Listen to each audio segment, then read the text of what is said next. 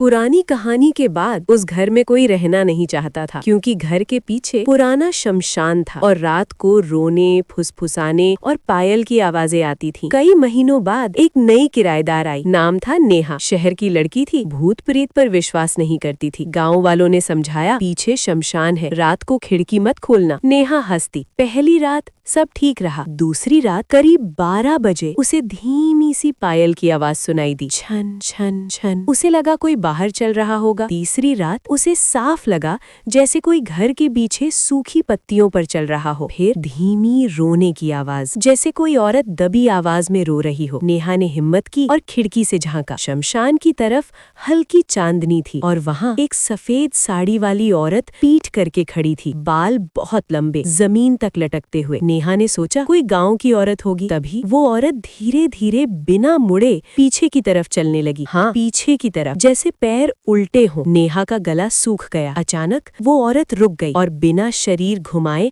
उसका सिर धीरे धीरे पलटा। उसका चेहरा सीधा खिड़की की तरफ था, काली गहरी आंखें, अजीब सी मुस्कान। नेहा डर कर पीछे हट गई। उस रात वो सो नहीं पाई। अगली रात उसके कमरे के दरवाजे पर हल्की दस्तक हुई, टक टक, और फिर बाहर से वही रोने की आवाज, दरवाजा खोलो, ठंड लग रही है। आवाज बहुत दर्द भरी थी। नेहा समझ गई कुछ ठीक नहीं। वो चुप रही। सुबह दरवाजे के बाहर गीली राख के निशान थे, जैसे कोई शमशान से चलकर आया हो। उस रात नेहा ने घर छोड़ने का फैसला किया, लेकिन जब वो सामान बांध रही थी उसे लगा कोई उसके पीछे खड़ा है। आईने में देखा, उसके पीछे वही सफेद साड़ी वाली औरत खड़ी थी, इस बार बहुत पास। नेहा चीखी और बेहोश हो गई। सुबह पड़ोसी आए तो दरवाजा खुला था, घर खाली था, सामान रखा था, लेकिन नेहा कहीं नहीं मिली। उस दिन के बाद उस घर में फिर कभी कोई किराएदार नहीं आया और लोग कहते हैं कभी कभी शमशान की तरफ दो औरतों के रोने की आवाज आती है, एक पुरानी और